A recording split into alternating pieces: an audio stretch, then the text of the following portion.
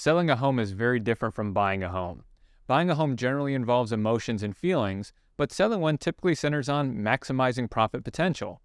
The tips here apply to first-time home sellers or any seller needing a real estate refresher. 1. Price your home accordingly.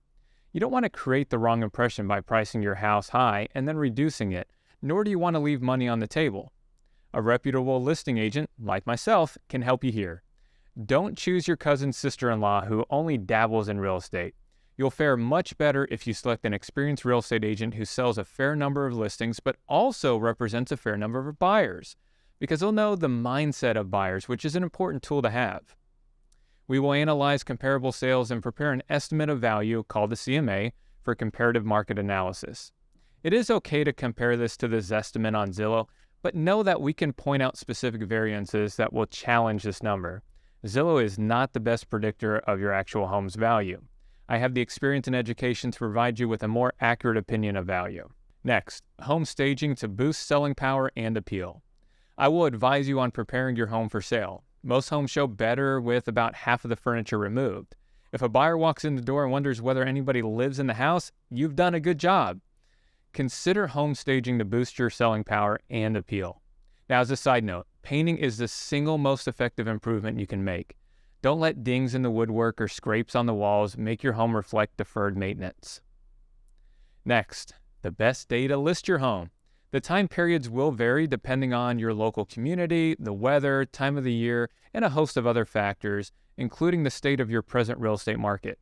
You basically get one chance to present your home in its best light on the first day in the market. Your real estate agent should have a grasp on the local market and advise you on this. Next, ask about your agent's standard real estate commission. If the agent's standard real estate commission seems reasonable, consider the big picture and benefits to you to hire this individual. Check track records for performance. Don't expect a full-service agent to discount. Getting into a contract is only the beginning. You need to make it all the way to closing.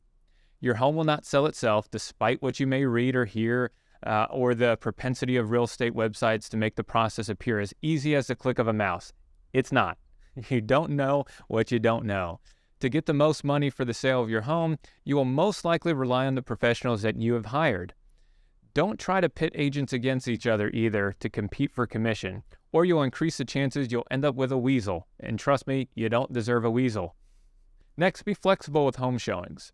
If home showings are too much of an imposition on your life, consider going away for the first weekend that your home is on the market. It can feel a bit intrusive to allow strangers to trek through your home and check out your soft closing drawers in the kitchen. But the best way to sell your home is to let a buyer inside with their buyer's agent to tour in peace and quiet.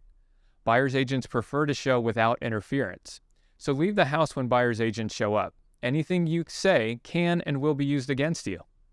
Hosting an open house.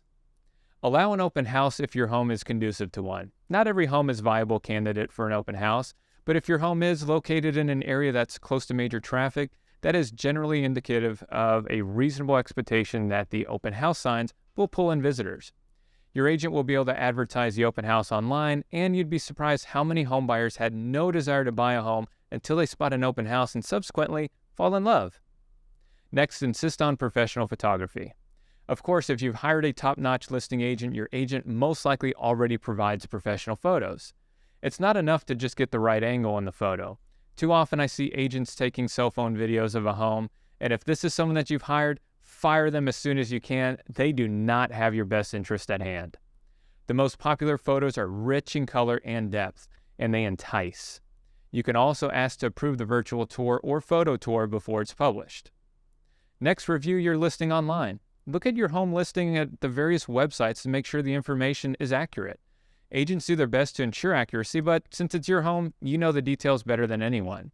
So if you spot a feature that is missing, contact your agent immediately and just ask for an inclusion. Next, respond promptly to a purchase offer. Try to respond promptly to a purchase offer. All offers contain a date by which the offer expires, and it can drive buyers crazy if they are forced to wait for a seller to decide whether to accept their offer or to issue a counteroffer. Lastly, line up your movers early. If you're thinking about moving at the end of May, for example, which is the busiest time of year for movers, you might find it's impossible to locate movers for the day that you want. You can start packing before your home hits the market, which will give you a head start on the process.